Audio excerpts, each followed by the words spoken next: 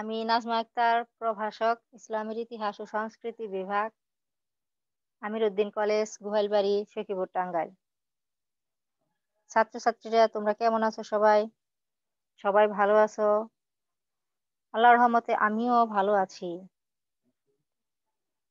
তোমাদের জন্য দোয়া রাখি, তোমরা ভালো থাকো, নিরাপদে থাকো, সুস্থ থাকো। আর আমার জন্য তোমরা দোয়া রাখবে যাতে আমিও ভালো থাকি, সুস্থ থাকি, তোমাদের রেগুলার অনলাইনে ক্লাসগুলো যাতে নিতে পারি।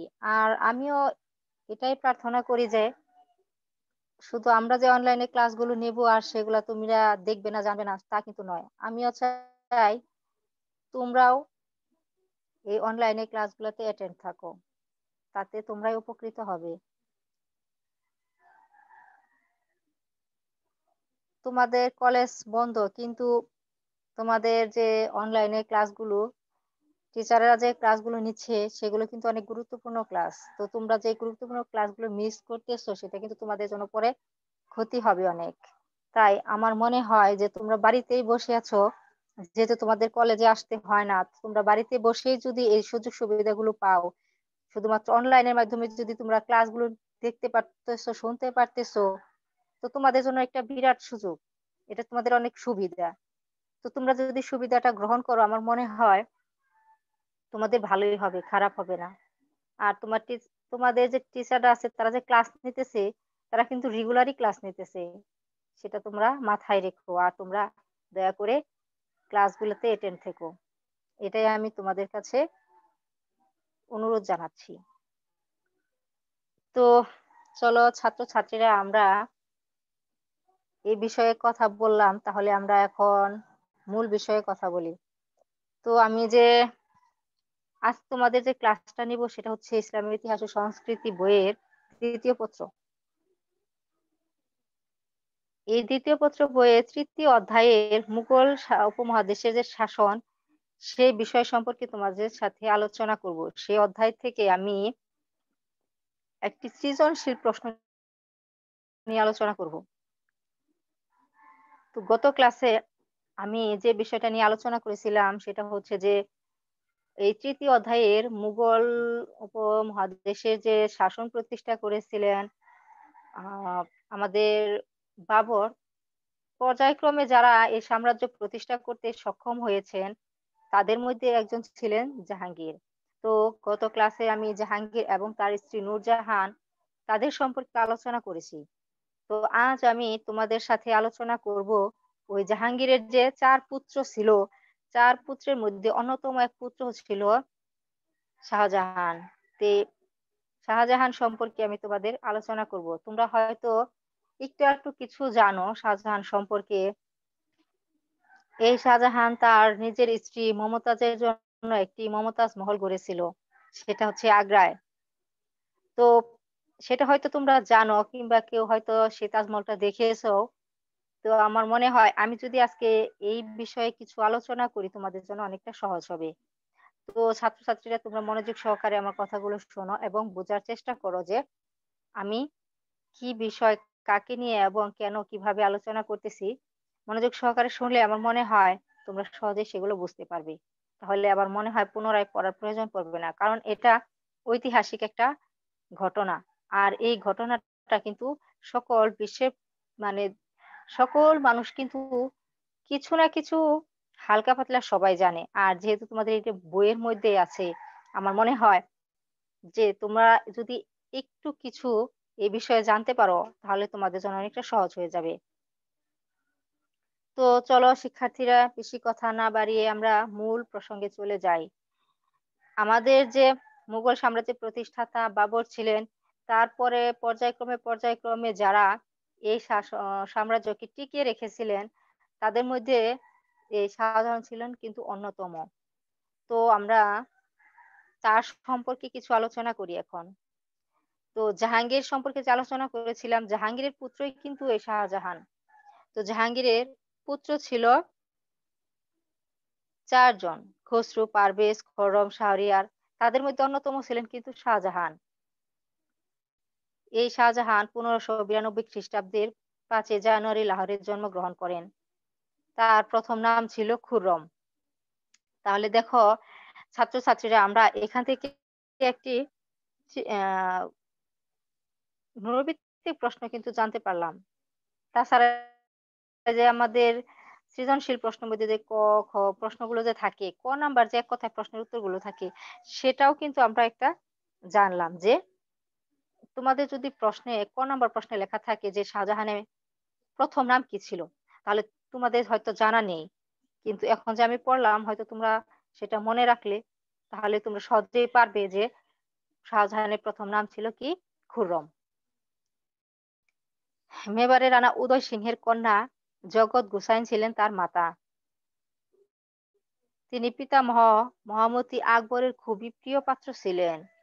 বাল্যকাল হতে তিনি ছিলেন চটপটে, বুদ্ধিমান ও উচ্চাভিলাষী। বাল্যকালে তার পিতামহ স্বয়ং আকবর তার বিদ্যা শিক্ষার সুব্যবস্থা করেছিলেন।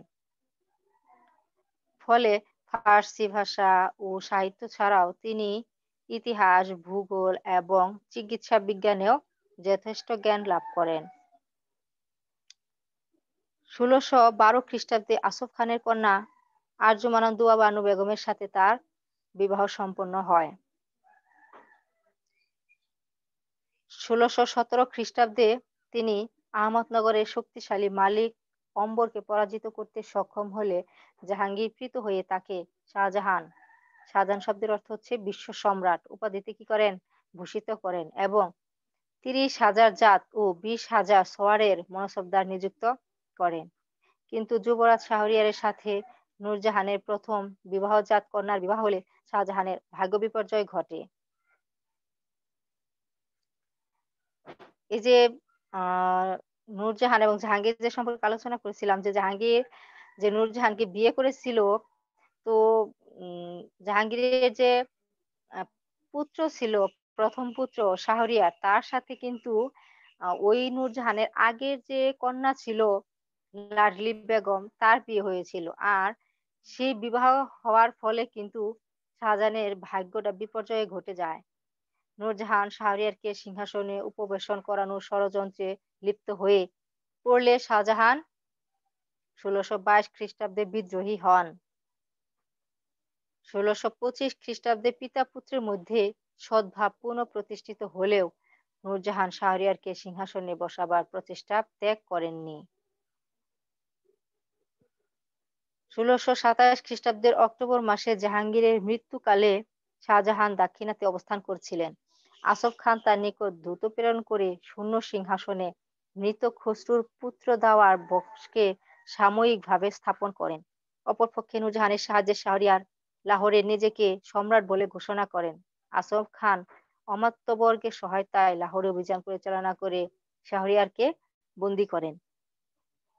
ইতোমধ্যে শাহজাহান দাক্ষিণাত্য হতে আগ্রা পৌঁছে ১৬২৮ খ্রিস্টাব্দের ৬ ফেব্রুয়ারি আবুল মুজাফফর সাহিবউদ্দিন মোহাম্মদ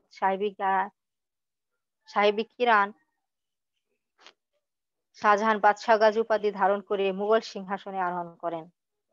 নূরজাহানের বিরোধিতা সত্ত্বেও শাহজাহান তার প্রতি সদয় ব্যবহার করেন এবং তাকে ২ লক্ষ টাকা ভাতা মঞ্জুর করেন এবং রাজনীতি চর্চা থেকে অব্যাহতি দেন।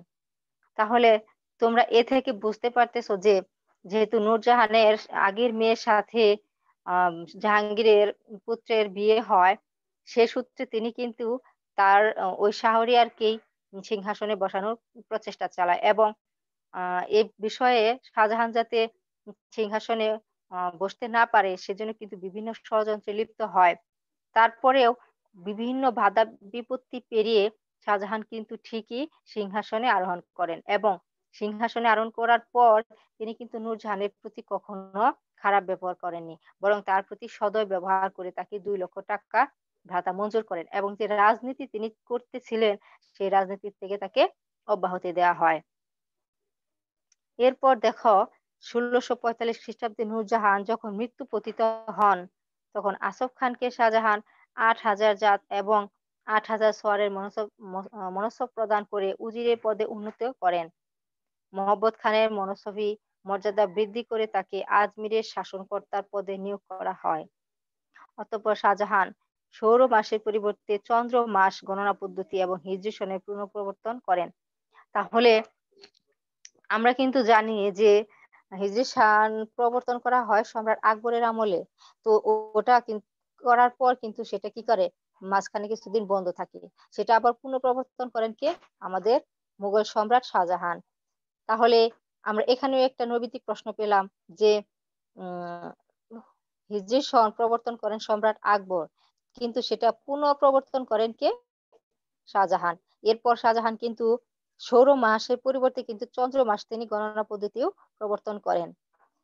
সিজদার পরিবর্তে তিনি ডান হস্ত দ্বারা মাটি স্পর্শ ও চুম্বনের রীতি প্রবর্তন করেন এবং কতিপয় শরীয়ত আইনের পুনঃপ্রবর্তন করেন। এর ফলে সাম্রাজ্যে গোঁড়া মুসলিম সম্প্রদায় সম্রাটের উপর কৃত হন। এরপর তিনি যখন সাম্রাজ্যে নিজের স্বাধীনতা নিজের আ হস্তক্ষেপ চালানোর চেষ্টা করে তখন তিনি উম বিভিন্ন বিপদের সম্মুখীন হন। এরপর তার সাম্রাজ্যে বিভিন্ন দুর্ভিক্ষও দেখা দেয়। এই সমস্ত দুর্ভিক্ষ এবং বিদ্রোহ তিনি সমূলে নির্মূল করেন।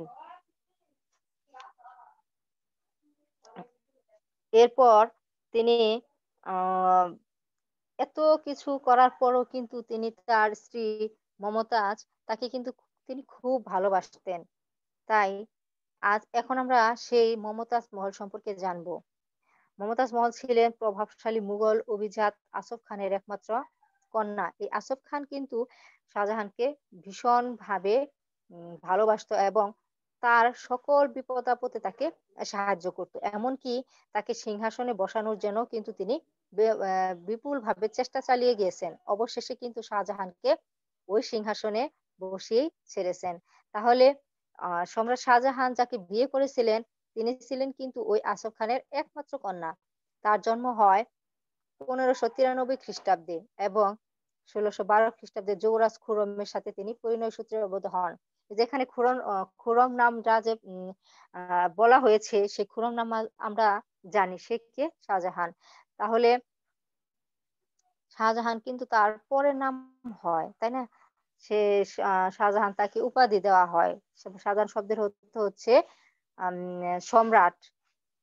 তো আমরা যে এখন জানলাম যে ১৬১২ খ্রিস্টাব্দে আ খুরমের সাথে কিন্তু আ সেই আসফ খানের কন্যা বিবাহ সূত্রে আবদ্ধ হন। এ প্রসঙ্গে কিন্তু ঈশ্বরী প্রসাদ বলেন, শাহজাহানের প্রিয়তমা রানী আরজুমান্দ বানু বেগম যিনি তাজ মহিলা মমতাজ মহল নামে সমধিক পরিচিত। তার ন্যায় উচ্চ পদমর্যাদা সম্পন্ন কোনো মহিলাই ইতিহাসে এত বেশি খ্যাতি অর্জন করতে সক্ষম হননি। ফুফুর ন্যায় তিনিও তার আকর্ষণীয় সৌন্দর্যের দ্বারা স্বীয় স্বামীর অন্তর জয় করেছিলেন।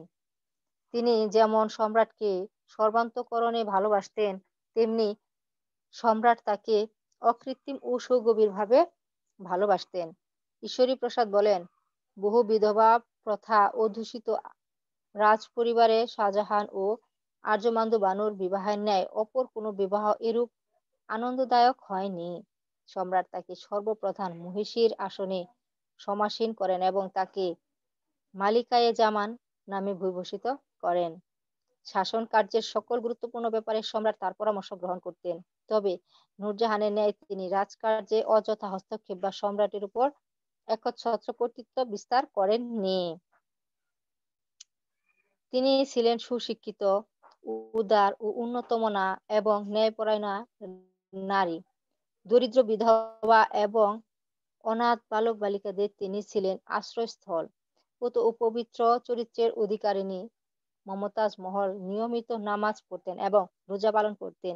সুখে ও দুঃখে তিনিই ছিলেন শাহজাহানের সর্বক্ষণের সঙ্গিনী। ১৬৩১ খ্রিস্টাব্দের ৭ই জুন চতুর্দশ সন্তান প্রসবকালে মমতাজ মহল মানব লীলা সংবরণ করেন। তার মৃত্যুর পর সম্রাট প্রায়শ দুঃখ প্রকাশ করে বলতেন, তার সম্মুখে এখন রাজ্যে আর কোনো প্রকার মাধুর্য নেই। আমার জীবনে এখন আর কোনো মোহই নেই। অতঃপর তাদের দাম্পত্য প্রেমের অবিনশ্বর প্রতীক হিসেবে সম্রাট শাহজাহান সমসাময়িক কালের পৃথিবীর সপ্তম আশ্চর্যের অন্যতম নিদর্শন তাজমহল নির্মাণ করে ইতিহাসে প্রসিদ্ধ হয়ে রয়েছেন। বিশ্বের ইতিহাসে তাজমহল গভীর অকৃত্রিম প্রেমের এক অমর, অক্ষয় ও অনির্বাণ সাক্ষী হিসেবে কেয়ামত পর্যন্ত বিদ্যমান থাকবে। তাহলে প্রিয় ছাত্রছাত্রীরা, তোমরা দেখ শুনতে পারলে যে এখানে সম্রাট শাহজাহানের সাথে যে মমতাজ মহলের একটা অন্তরঙ্গ সম্পর্ক ছিল, সেই সম্পর্ক থেকেই কিন্তু তিনি তার নামে তার যে সমাধি ছিল সে সমাধির উপর কিন্তু তাজমহলটি নির্মাণ করেন। তাহলে তিনি এটাও প্রকাশ করেছেন যে তার স্ত্রীর মৃত্যুর পর সেখানে কিন্তু কোনো মাধুর্য নেই। তার সব সুখ কিন্তু অবিনশ্বর হয়ে গেছে। তাই তিনি তার প্রিয়তমা পত্নীকে ভালোবেসে তার সমাধির উপর মমতাজ মহলটি গড়ে তুলেছিলেন। এখন আমরা সেই মমতাজ মহল যে গড়েছিলেন সে সম্পর্কে আমরা এখন জানবো। তো ছাত্রছাত্রীরা, তোমরা কিন্তু এটা মনোযোগ সহকারে শুনবে। ঐতিহাসিকগণ শাহজাহানকে the prince of builders of engineer king বলে আখ্যায়িত করেছেন। তার রাজত্বকালে মুঘল সুকুমার ও স্থাপত্য শিল্পের চরম উৎকর্ষ ও বিকাশ সাধিত হয়েছিল। বহু বিদেশি পর্যটক তার রাজত্বকালকে সুবর্ণ যুগ বলে আখ্যায়িত করেছেন। এই যে বিভিন্ন বিদেশিরা তাকে যে তার রাজত্বকালকে যে সুবর্ণ যুগ বলেছেন, এর পিছনেও কিন্তু অনেক কারণ ছিল। সে কারণগুলো হচ্ছে যে তার আমলে যে সমস্ত স্থাপত্য নির্মাণ করা হয়েছিল, আর কোন শাসকের আমলে কিন্তু ওই রকম শাসকরা স্থাপত্য নির্মাণ করতে পারেনি। তাই একমাত্র তার যুগকেই কিন্তু এই সুবর্ণ যুগ বলে আখ্যায়িত করা হয়েছে। আর এটা করেছে বিদেশি যারা পর্যটক ছিল, তারা যখন সম্রাট শাহজাহানের আমলে এখানে ঘুরতে আসতো, তারাই কিন্তু সেগুলো দেখেছে এবং দেখেই কিন্তু তাকে এই নামে তার যুগকে সুবর্ণ যুগ বলে আখ্যায়িত করেছে। তার আমলে নির্মিত সৌধরাজির অনবদ্য রূপশ্রীকে ঐতিহাসিক ফার্গুসান স্থাপত্য শিল্পে রূপায়িত মাণিক্যধার বলে বর্ণনা করেছেন। তার মানে তিনি যে স্থাপত্যগুলো নির্মাণ করেছেন সেটি ছিল মণিমাণিক্য ধার ঘটিত। এরকম অনেক স্থাপত্য তিনি নির্মাণ করেছেন। যেমন ময়ূর সিংহাসন নির্মাণ করেছেন, দেওয়ানি আম, দেওয়ানি খাস, তারপর মানে মমতাজের জন্য বিশাল এক তাজমহল, এরপর অনেক মসজিদ তিনি নির্মাণ করেছেন। এগুলো কিন্তু তার অন্যতম একটা স্থাপত্য কীর্তি। তার স্থাপত্য শিল্পে ভারতীয় ও পারসিক স্থাপত্য রীতির সংমিশ্রণ পরিলক্ষিত হয়। তাই তার যুগকে অনেকেই স্থাপত্য শিল্পে রূপায়িত মাণিক্য ধার বলে আখ্যায়িত করেছেন। আবার অনেক বিদেশি পর্যটক তার যুগকে সুবর্ণ যুগ বলেও অভিহিত করেছেন। এবার যে তাজমহলটি যে নির্মাণ হয়েছে কোথায়, কত সালে, কতজন শ্রমিক লেগেছিল সে সম্পর্কে আমরা এখন আলোচনা করব। তো তোমরা এই কথাগুলো এমন মনোযোগ সহকারে শুনবে, যা একবার শুনবে তা কিন্তু কখনো ভুলবে না। কারণ এটা একটা ভালোবাসার স্মৃতি কিন্তু। তা তোমরা, আমার মনে হয় যে এই ভালোবাসার স্মৃতি হিসেবে যে মমতাজ মহলটি যে নির্মাণ করা হয়েছিল সেটা তোমরা খুব সহজেই মন মনে গেঁথে নিতে পারবে এবং সহজেই সেটা মনে রাখতে পারবে। তো আগ্রার যমুনা নদীর তীরে তার প্রিয়তমা পত্নী মমতাজ মহলের স্মৃতিকে চির অম্লান করার উদ্দেশ্যে তাজমহল নামক পৃথিবীর সপ্তম আশ্চর্যের অন্যতম স্মৃতিসৌধ নির্মাণ করে শাহজাহান ইতিহাসে আজও অমর হয়ে রয়েছেন। এটা স্থাপত্য শুরু হয়েছিল 1632 খ্রিস্টাব্দে, আর এটা নির্মাণ কাজ শেষ হয়েছিল 1653 খ্রিস্টাব্দে। তাহলে পুরো কত বছর সময় এখানে লেগেছিল? 22-23 বছর সময় এখানে লেগেছিল এই নির্মাণ কাজটি শেষ করতে। তাহলে সেটা কতটা সুন্দর ছিল। ঐতিহাসিকগণের শ্বেতমর্মর স্বপ্ন বলে অভিহিত এই মনোরম স্থাপত্য শিল্পের রানী বিশ্ববিখ্যাত তাজমহলটির স্থপতি ছিলেন উস্তাদ ঈসা খাঁ। ঐতিহাসিক ট্রেভারনিয়ার বলেন, 20,000 কারিগরের 22 বছরের অক্লান্ত পরিশ্রমে প্রায় 3 কোটি টাকা ব্যয়ে এই নির্মাণ কাজ সম্পন্ন হয়। তাহলে আমরা জানলাম যে মমতাজ মহলটির স্থপতি ছিলেন উস্তাদ ঈসা খান। আর এটি নির্মাণ করার জন্য 20,000 শ্রমিক লেগেছিল এবং 22 বছর পরিশ্রম করতে হয়েছিল। অবশেষে এটি নির্মাণ করতে 3 কোটি টাকা ব্যয় হয়েছিল। পত্নী প্রেমের অমর নিদর্শন রূপে বিশ্ব সর্বশ্রেষ্ঠ এই স্মৃতিসৌধটি সম্পর্কে কবিগুরু রবীন্দ্রনাথ ঠাকুর একটি কথা বলেছেন। সেই কথাটা তোমরা খুব সহজে মনে রাখতে পারবে যে, এক বিন্দু নয়নের জল কালের কপোল তলে শুভ্র সমুজ্জ্বল এ তাজমহল। তাহলে আমাদের কবিগুরু রবীন্দ্রনাথ ঠাকুর যে কথাটা বলেছেন সেটা কত সুন্দর একটা মধুরময় কথা। তো এরপর দেখো, অতঃপর শাহজাহান আগ্রা দুর্গের শ্বেত পাথরে নির্মিত মতি মসজিদটি নির্মাণ করে স্থাপত্য শিল্পে আরো একটি বিস্ময়কর অনবদ্য অবদান সৃষ্টি করে গেছেন। তাহলে দেখো, তাজমহল নির্মাণের পর তিনি মতি মসজিদ এটিও কিন্তু নির্মাণ করেছিলেন। আর এটি নির্মাণ কাজ শুরু হয়েছিল 1645 খ্রিস্টাব্দে এবং এই নির্মাণ কাজ শেষ হয়েছিল 1653 খ্রিস্টাব্দে। আর এটি করেছিলেন সাইদুল্লাহ খানের তত্ত্বাবধানে। 10 লাখ টাকা ব্যয়ে এই মসজিদটি নির্মাণ কাজ সম্পন্ন করা হয়। এরপর 1639 খ্রিস্টাব্দে শাহজাহান আগ্রা হতে দিল্লিতে রাজধানী স্থানান্তরিত করে 1648 খ্রিস্টাব্দে সাড়ম্বরে এর উদ্বোধন উৎসব উদযাপন করেন। এই নতুন রাজধানীতে নির্মিত লাল কিল্লার অভ্যন্তরে সম্রাট মহল, দিওয়ানি আম, দিওয়ানি খাস প্রভৃতি আকর্ষণীয় ও মনোমুগ্ধকর ধর্মরাজি নির্মাণ করে রাজধানীকে সুশোভিত করেন। দিওয়ানি খাসের প্রবেশদ্বারে আজও ফার্সি ভাষায় যে মূল্যবান শ্লোকটি লিপিবদ্ধ রয়েছে, নিচে তার বঙ্গানুবাদ উপস্থাপন করা হলো। স্বর্গ যদি ধরা মাঝে থাকে কোনখানে, এইখানে তা এইখানে এইখানে। এটি ছিল কিন্তু দিওয়ানি খাস, যে দিওয়ানি খাস যে নির্মাণ করেছিলেন তার প্রবেশ পথে এই কথাগুলো ফার্সি ভাষায় লেখা ছিল। আর সেটা আমি বাংলায় অনুবাদ করে তোমাদেরকে শোনালাম। তো তোমরা অবশ্যই মনে রাখবে আমি কি কথাটা বলেছি। স্বর্গ যদি ধরা মাঝে থাকে কোনখানে, এইখানে তা এইখানে এইখানে। এরপর ভারতীয় উপমহাদেশের শ্রেষ্ঠ দিল্লির জুমা মসজিদ লাল পাথরে নির্মিত হয়েছিল। আর এটা নির্মাণ কাজ শুরু হয়েছিল 1650 খ্রিস্টাব্দে আর শেষ হয়েছিল 1656 খ্রিস্টাব্দে।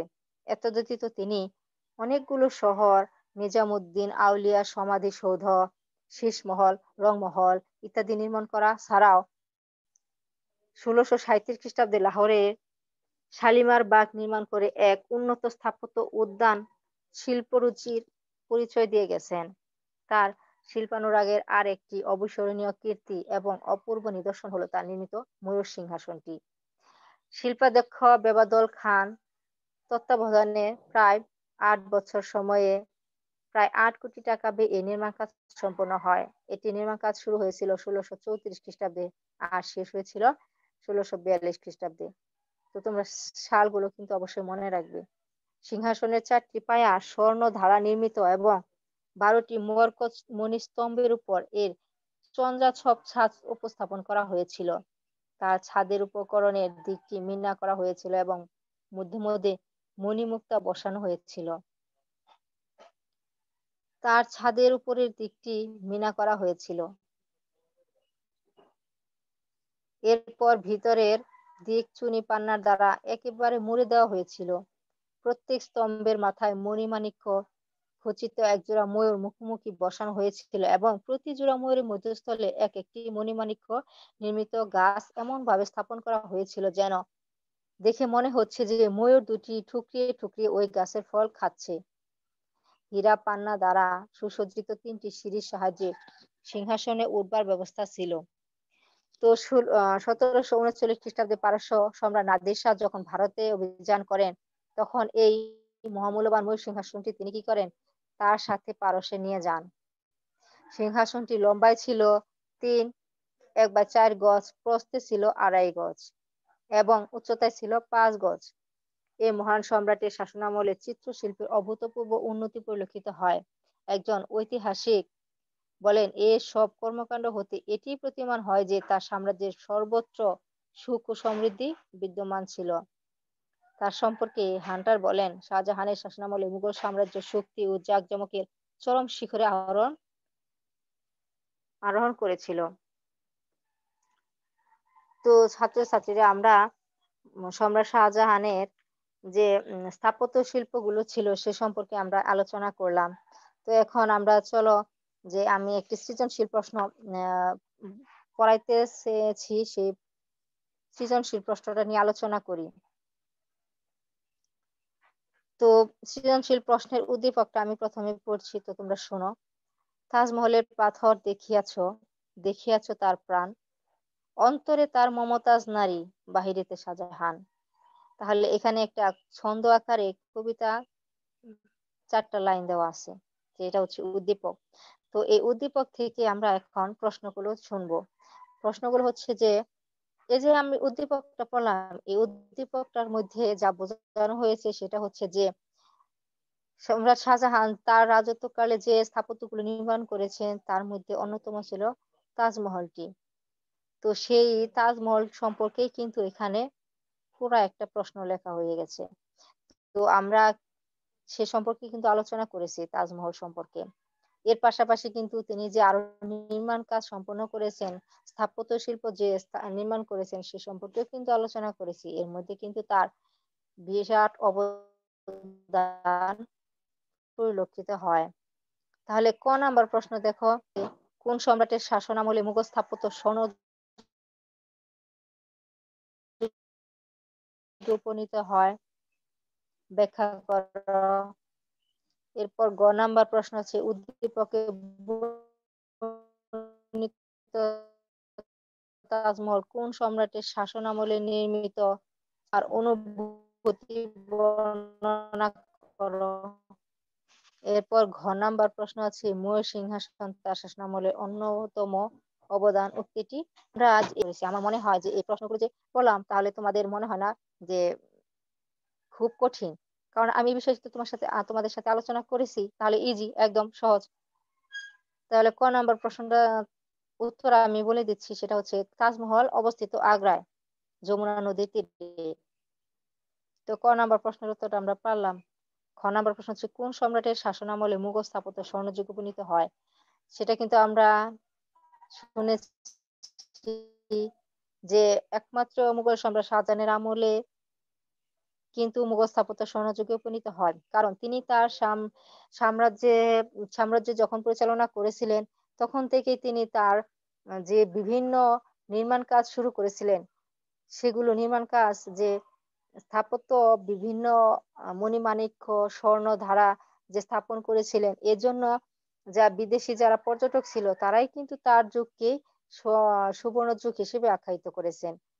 তো তাহলে আমরা ঘ নাম্বার প্রশ্নেরও উত্তর জানি, তাই না? যে একমাত্র সম্রাট শাহজাহানের আম যুগকেই কিন্তু সুবর্ণ যুগ হিসেবে আখ্যায়িত করেছেন বিভিন্ন বিদেশি পর্যটকরা।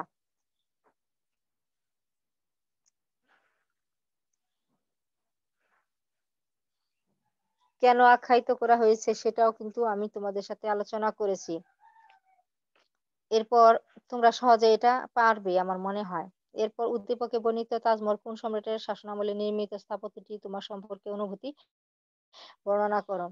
তাজমহল সম্পর্কে যে আমি তোমাদের সাথে আলোচনা করেছি যে তাজমহলটি নির্মাণ করেছিলেন মুঘল সম্রাট শাহজাহানের আমলে এবং তিনি নিজে তার প্রিয়তমা পত্নী মমতাজের সমাধির উপর এই তাজমহলটি স্থাপন করেছিলেন।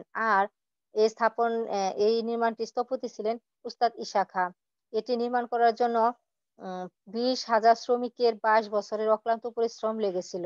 আর এটি নির্মাণ করার জন্য ৩ কোটি টাকা ব্যয় হয়েছিল।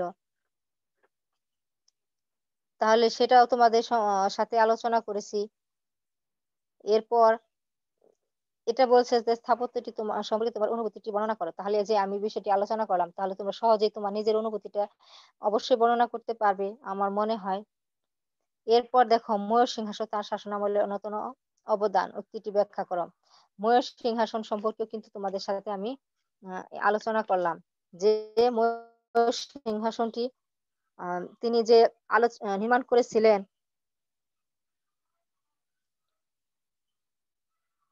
এই তার শিল্পানুরাগের অন্যতম একটি অবিস্মরণীয় কীর্তি হচ্ছে এই ময়ূর সিংহাসনটি। আর এটি নির্মাণ করা হয়েছিল বেবদর খানের তত্ত্বাবধানে। এটি ৮ বছর অক্লান্ত পরিশ্রমের ফলে ৳৮,০০,০০,০০০ ব্যয়ে এটি নির্মাণ করা হয়েছিল।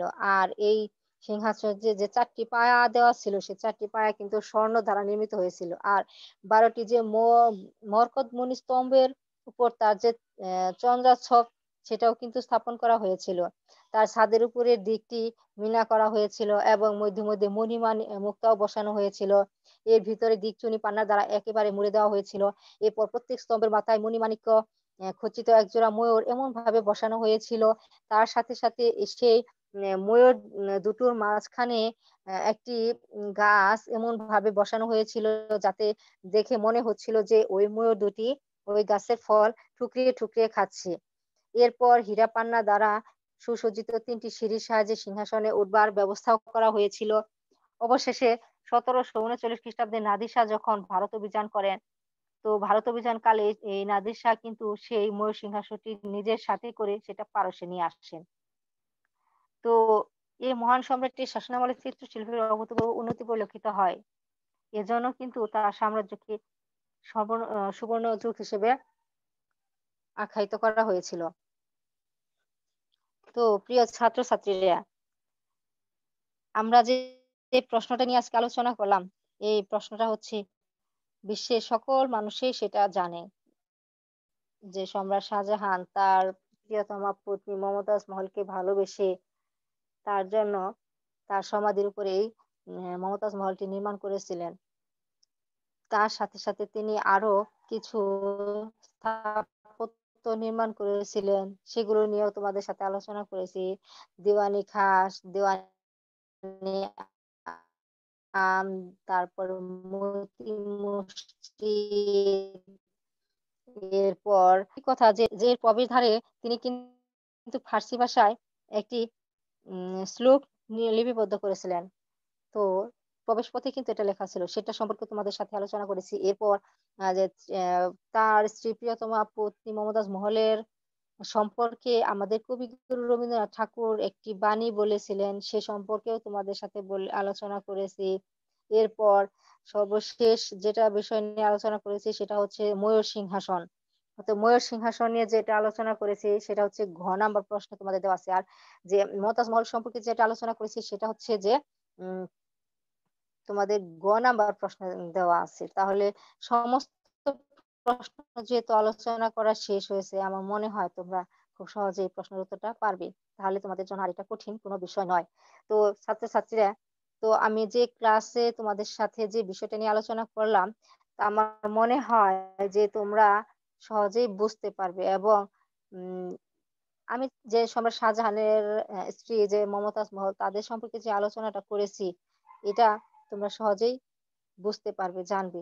তো তোমরা ক্লাসগুলো মনোযোগ সহকারে শোনো, জানো, বোঝার চেষ্টা করো। তোমাদের জন্যই ভালো হবে। তো তোমরা ক্লাসগুলো রেগুলার করার চেষ্টা করো। তো আজকের মতো এখানেই বিদায় নিচ্ছি। তো পরবর্তী ক্লাসে আবার তোমাদের অন্য এক বিষয় নিয়ে আলোচনা করব। সে পর্যন্ত তোমরা সবাই ভালো থাকো। আল্লাহ হাফেজ।